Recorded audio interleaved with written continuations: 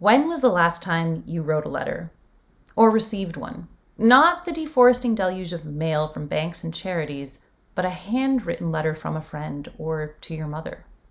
A year in domestic isolation has reminded us of our collective need to be in touch.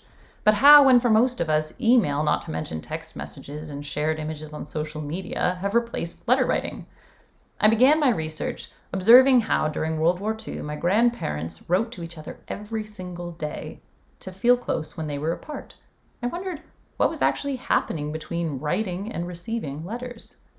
In my dissertation, Yours sincerely, Virginia Woolf, Virginia Woolf's Poetics of Letter Writing, I wanted to look across one author's lifetime of letters to see what the letter meant to her. Woolf wrote hundreds and hundreds of letters, and I wanted to share what I saw pictured in her words. I persuaded my committee I could draw my dissertation to physicalize personal correspondence. In her novel Jacob's Room, Virginia Woolf writes, "Venerable are letters, infinitely brave, forlorn, and lost."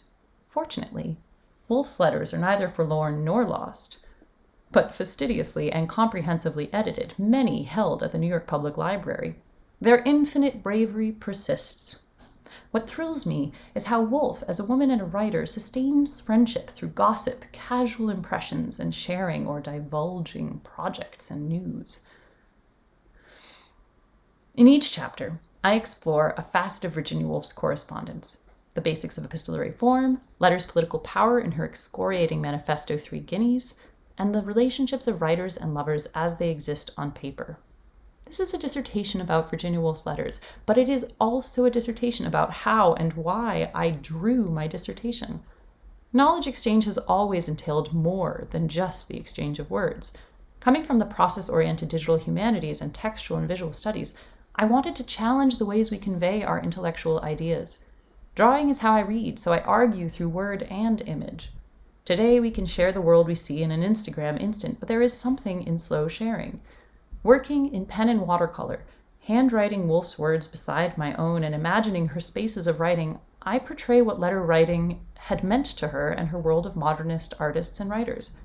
I interpret how Virginia Woolf used letters to grow friendships, to meet people, and to develop her political principles. In closing a letter, Virginia Woolf would often tease with one last joke, recall a shared memory, or call you creature or mongoose. Yet, a letter never closed the conversation. It was always an invitation to keep writing, keep reading, keep trying to say the right thing in the right moment. When you leave your screen tonight and turn back to the space you've probably been in for the better part of the last year and a half, I hope you'll find some comfort in the fact that I'm sitting at just about the same distance from my screen recording this. As with a letter, I'm here on the other side, trying to reach you and sending you my sincere regards.